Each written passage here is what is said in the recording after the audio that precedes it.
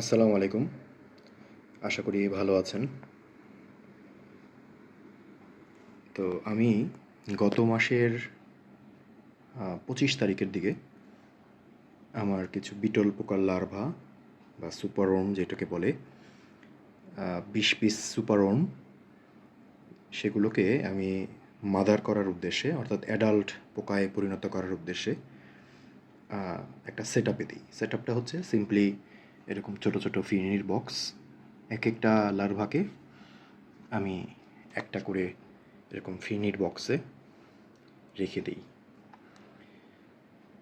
তো আমি আসলে ভুলেই গিয়েছিলাম। আমার ১০ দিন পরে চেক করার কথা ছিল। আমি ভুলে গিয়েছিলাম। তো আজকে হচ্ছে ১৫ তারিখ। তার মানে হচ্ছে প্রায় ২০ দিন পার হয়ে গেছে। তো আমি আজকে এদেরকে চেক করছিলাম যে কী অবস্থা। এবং আমি মোটামুটি খুশি, কারণ আমার এখানে অনেকগুলো আমি চেঞ্জ দেখতে পাচ্ছি। যেমন অলরেডি এই যে এটা পিউপাতে চলে এসেছে। পিউপা পরিণত হয়ে গেছে লার্ভা থেকে। প্রত্যেকটা বাটি আলাদা আলাদা করে চেক করব। এটা একটা অ্যাডাল্ট পোকায় পরিণত হয়ে গেছে অলরেডি। এটা একটা অ্যাডাল্ট পোকা, কালো রং চলে এসেছে। এটা হচ্ছে একটা নিউ অ্যাডাল্ট, এটা লাল রঙের।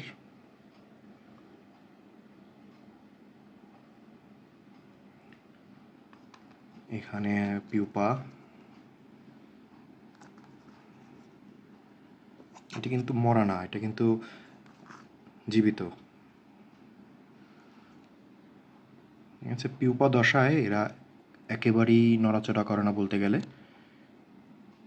তো মনে হয় যেন মরে গেছে, কিন্তু আসলে কিন্তু মৃত না, জীবিত। এবং এটা হচ্ছে একেবারেই পিউপা থেকে মাত্র বা সদ্য আপনার অ্যাডাল্ট পোকায় পরিণত হলে এরকম একটা সাদা রং চলে আসে। খুব দুর্বল পোকাটা, এটাকে সময় দিতে হবে। এটা আস্তে করে এরকম লাল রঙের হবে, যে এরকম লাল রঙের হবে।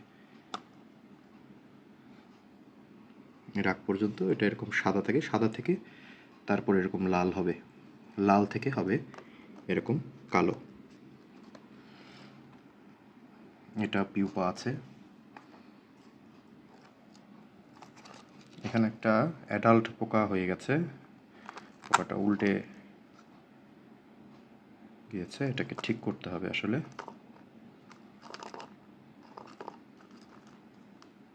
ঠিক হয়ে গেছে। এইটা এখনো লার্ভা আছে, আমি আরও কিছুদিন সময় দেব। তারপর যদি না হয় তাহলে এটাকে আমি আমার যে লার্ভাগুলো আছে সেখানে ছেড়ে দেব। আমার সিলেকশনে ভুল হতে পারে, যে আমি যখন লার্ভাগুলোকে সিলেক্ট করেছিলাম হয়তো এটার বয়স কম ছিল, অথবা এমনও হতে পারে এটার আসলে কোনো কারণে পিউপা দশাতে আসতে বেশি সময় লাগছে, এটাও হতে পারে। এটা একটা নিউ অ্যাডাল্ট হয়ে গেছে।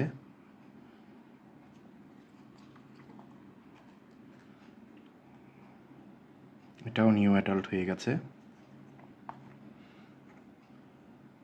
এটা পিউপা। এটা এখনো লার্ভা আছে, এগুলো আমি আলাদা করে রাখছি। এটা এখনো লার্ভা আছে, এটাও এখনো লার্ভা আছে। যেগুলো লার্ভা আছে সেগুলোকে আমি সরিয়ে রাখছি, কারণ এগুলোকে আমি আরও কিছুদিন দেখব। এটা একটা নিউ অ্যাডাল্ট হয়ে গেছে। এখানে একটা পিউপা, এটা একটা পিউপা আছে। এখানে একটা লার্ভা আছে।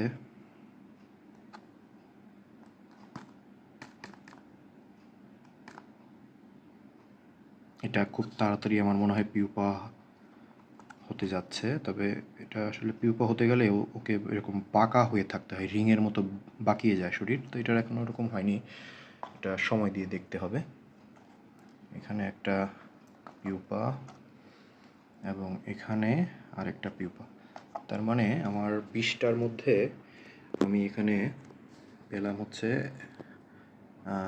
1 2 3 4 5টা আমার এখনও লার্ভা স্টেজে আছে, আর বাকি 15টাই পিউপা স্টেজে এবং তার চেয়ে অ্যাডভান্স গিয়ে অ্যাডাল্টে পোকায় পরিণত হয়েছে, নিউ অ্যাডাল্ট পোকায়, এবং একটা ফুল অ্যাডাল্টে পরিণত হয়েছে। মোটামুটি সাকসেসফুল বলা যায়। এবং এই 5টাও আমি দেখব সময় দিয়ে যে এরাও আপনার পিউপা স্টেজে আসে কি না। তো আমি যেটা করব সেটা হচ্ছে আমার যে পোকাগুলো, বিশেষ করে অ্যাডাল্ট পোকা এবং যেগুলো আমার যে নিউ অ্যাডাল্ট পোকাগুলো, এগুলোকে আমি আস্তে করে একটা আলাদা করে রেখে দেব, বক্স থেকে বের করে ফেলবো, এদের খাবার দেব। যেমন এই স্টেজে আসার পরে এদের খাবারের প্রয়োজন হয়। পিউপা স্টেজে এদের কোনো খাবারের প্রয়োজন পড়ে না। পিউপা স্টেজে এরা নির্জীব থাকে, এরকম নির্জীব থাকে, মৃতের মতো থাকে। ওই স্টেজে এদের খাবারের কোনো প্রয়োজন পড়ে না। তো এই পোকাগুলোকে আসলে লার্ভা স্টেজে যদি আপনি আলাদা করে দেন এবং খাবার থেকে দূরে রাখেন, খাবার না দেন, তাহলে এরা এরকম লার্ভা স্টেজ থেকে তাদের পরবর্তী জীবনচক্রের যে স্টেজ পিউপা স্টেজ, সেই স্টেজে চলে যায় এবং পিউপা স্টেজ থেকে পরে অ্যাডাল্ট হয়। এদেরকে খাবার থেকে দূরে রাখতে হয় এবং সেপারেট করে দিতে হয় অন্য পোকা থেকে, কারণ এই স্টেজটা খুব ওদের দুর্বল। অন্য পোকা হয়তো ওই সময় দেখা যায় অ্যাডাল্ট পোকা এদেরকে খেয়ে ফেলতে পারে বা মেরে ফেলতে পারে। আর হচ্ছে যে এরা খাবার পেলে ওই স্টেজ থেকে, লার্ভা স্টেজ থেকে কখনোই এরা পিউপা স্টেজে আসবে না, যে কারণে খাবার থেকে এদেরকে দূরে রাখতে হয়। তো আমি এখন এদেরকে একটা আলাদা সেটআপে দিয়ে দিচ্ছি। তো আমি এদেরকে এই ছোট্ট বক্সটার মধ্যে গমের ভুসি সহ রেখে দিচ্ছি। এখানে এই আমার নতুন মাতৃপোকাগুলো, যেগুলো সংখ্যায় হচ্ছে 1 2 3 4 5 6 7 পিস, টোটাল 7 পিস, এদেরকে এখানে রেখে দিলাম। এবং এটা খুব খুব কম পরিমাণে খায়। আর আমার কাছে আজকে পেঁপে নেই, আমি ছোট্ট একটা আলুর টুকরো দিয়ে রাখলাম, দেখা যাক এটা খেতে আসে কিনা। গন্ধে আসবে, এটা যখন গন্ধ পাবে, এটার স্মেল পাবে, এটা আস্তে আস্তে এটা খাওয়ার জন্য চলে আসবে। এবং এই পোকাগুলো কিন্তু খুবই কম খায়, কাজেই এই এক ছোট্ট পিস টুকরোয় ওদের হয়ে যাবে। আমি এখানে তাহলে 7 পিস পোকা পেলাম, মাতৃপোকা। আর এখানে আমার পিউপা স্টেজে আছে 6 7 8 পিস। ইনশাল্লাহ এদের থেকেও আমি হয়তো মাদার পোকা পেয়ে যাব, বিটল পোকা পেয়ে যাব, অ্যাডাল্ট পোকা, ইনশাল্লাহ। আর এখানে যে 5 পিস আমি আলাদা করে রেখেছি শুধু লার্ভা, এদেরকে সময় দেব, দেখব যে এরা পিউপা স্টেজে আসে কিনা। তো এই ছিল আমার আসলে এই বিটল পোকার লার্ভা থেকে অ্যাডাল্ট পোকায় পরিণত করার যে প্রজেক্ট, সেই প্রজেক্ট আমি আরেকটা আপডেট দিব যদি যখন এই আপনার পিউপাগুলো আপনার অ্যাডাল্ট হবে, তখন আমি আরেকটা আপডেট ভিডিও করব এবং আপনাদেরকে জানাবো যে আমার টোটাল 20 পিসের মধ্যে কত পিস পরিপূর্ণ অ্যাডাল্ট হতে পেরেছে। এছাড়া কোনো ফ্যাটালিটি আছে কিনা, কোনো পোকা মারা গেছে কিনা, তাও জানাবো। দেখতে কিন্তু সুন্দর লাগছে, ভালো লাগছে। নতুন এরা আপনার কিছুদিন আগে ছিল লার্ভা, সেখান থেকে পিউপা হয়ে এখন অ্যাডাল্ট পোকায় পরিণত হয়েছে। আমার যে টোটাল অ্যাডাল্ট পোকার যে সংখ্যা ছিল সেটা আমি মাত্র 50 পিস নিয়ে শুরু করেছিলাম। তার মধ্যে সময়ের সাথে সাথে আমি অনেকগুলো পোকা হারিয়েছি। প্রথম তো আমি আসলে ভালো মতো জানতাম না এদেরকে কীভাবে কেয়ার করতে হয়, এই করতে হয়। তাছাড়া এই পোকাগুলোর সমস্যা হচ্ছে যে এই পোকাগুলো একটু যদি উল্টে যায় তাহলে এরা মারা যায়, এরা নিজে নিজে ঠিক হতে পারে না। তো দেখা যায় যে বিভিন্ন কারণে যদি কোনো একটা পোকা উল্টে যায় এবং যদি খেয়াল করা না হয়, 5-6 ঘন্টা 7 ঘন্টা পর ওই পোকাটা মারা যায়, দুর্বল হয়ে যায় বা মারা যায়। তো এইভাবে আমি অনেকগুলো পোকা হারিয়েছি, সেই কারণেই আমার এই নতুন করে মাদার করার যে প্রসেস। এবং আমি খুব শীঘ্রই আরও 20টা পোকা আমি এরকম 20টা লার্ভাকে মাদার করার জন্য বসিয়ে দেব। এবং এই বক্সগুলো কিন্তু রিইউজ করা যায়, জাস্ট আমি হয়তো ধুয়ে শুকিয়ে রিইউজ করব। এবং এগুলো খুব কম দামি, আপনার যে কোনো প্যাকেজিংয়ের দোকানে যেখানে দেখবেন যে ওয়ান টাইম প্লেট, চামচ এগুলো পাওয়া যায়, সেসব দোকানে আপনি এই বক্সগুলো পেয়ে যাবেন খুবই খুবই কম দাম। হয়তো আপনার 1 টাকা বা 2 টাকা পিস পড়তে পারে।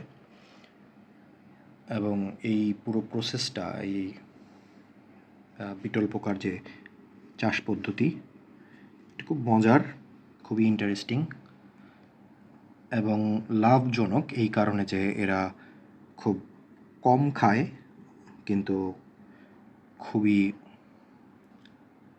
উচ্চমানের প্রোটিন এদের শরীরে,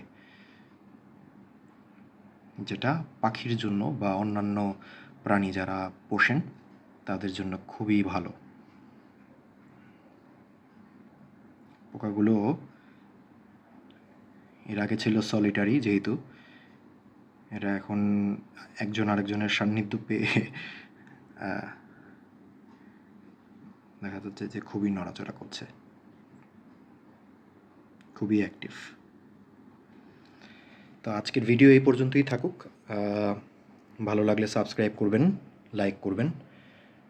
আর আপনাদের যদি কোনো কোয়েশ্চেন থাকে, আপনাদের যদি কোনো কিছু জানার থাকে, আমাকে জিজ্ঞেস করতে পারেন কমেন্ট বক্সে। যদিও আমার নলেজ কম এই ব্যাপারে, কিন্তু আমি চেষ্টা করব আমার এক্সপিরিয়েন্স থেকে আপনাদেরকে আনসার দেবার। ভালো থাকবেন সবাই। আসসালামু আলাইকুম।